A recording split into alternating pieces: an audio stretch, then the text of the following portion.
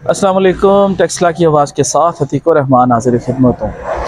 नाज़रीन, आज मैं आपके लिए एक पैगाम लेके आया हूँ कि ये जो दिन चल रहे हैं, ये काफ़ी दिनों से इसराइल की गज़ा पर वहशियाना बमबारी और इसराइल और फ़लस्तीन का जो आपस में टकरा चल रहा है, इस हवाले से बात करना चाहूँगा कि सोशल मीडिया भी देखें, यूट्यूब पे देखें, फ़ेसबुक पे देखें, टिकटॉक पे देखें, तो हर तरफ बिखरी हुई लाशें, कटे हुए अज़ा, छोटे छोटे मासूम बच्चों के फटे हुए सर और ज़ख्मों से चूर चूर, ख़वातीन व हज़रात, नौजवान, बूढ़े, बच्चे, सब का बुरा हाल है।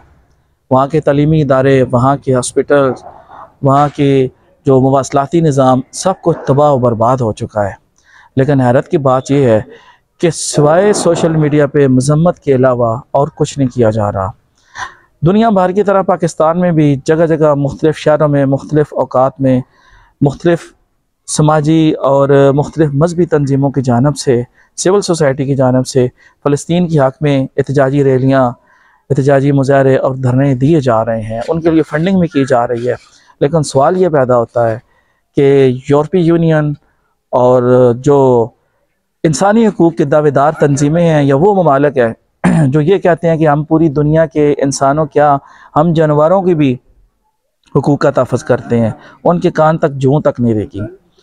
अच्छा, आज मैंने अखबार में एक बयान पढ़ा है अमेरिका के साबिक़ सदर डोनाल्ड ट्रंप साहब का। वो कह रहे थे अगर मुझे दोबारा सदर मुंतखब किया गया तो मैं मुसलमानों पर सफरी पाबंदियाँ लगाऊँगा। उनके कहने का यह मकसद था कि मुसलमानों का अरसा हयात मैं तंग करके रख दूँगा।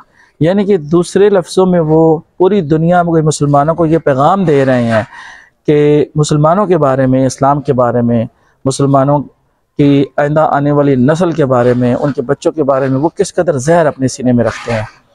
और इसका नमूना आप देख लें कि जिस तरह आए रोज़ दिन रात, यानी कि यूँ समझे कि जिस तरह सुबह दोपहर शाम अगर कहा जाए तो गलत नहीं होगा कि वहाँ जो जुल्म और बर्बरियत का बाज़ार गर्म कर रखा है इसराइल ने, ये वो तो चले हैं ही, वो कुफार हैं, ठीक है, हमारे दुश्मन है।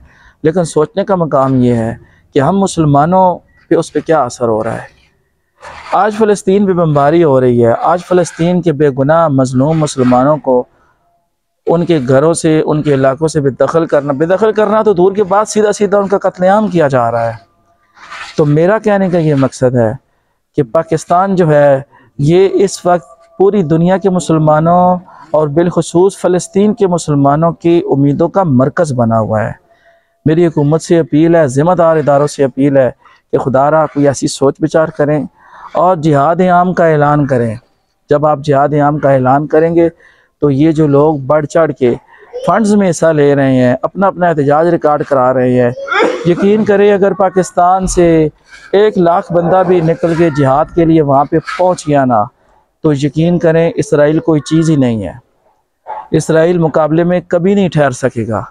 तो वैसे मेरे कहने का मकसद था, मुसलमान हैं तो क्या मुसलमान होने के नाते हमने ये जो एटम बम, ये जो मिज़ाइल, ये जो हमने रखे हुए हैं, ये अल्लाह के नाम पे, ला इलाहा इल्लल्लाह मुहम्मद रसूलुल्लाह सल्लल्लाहु अलैहि वसल्लम के नाम पे जो मुमलकत खुदादाद पाकिस्तान बना है, ये क्या शादी ब्याह पे पटाखे चलाने के लिए बना है?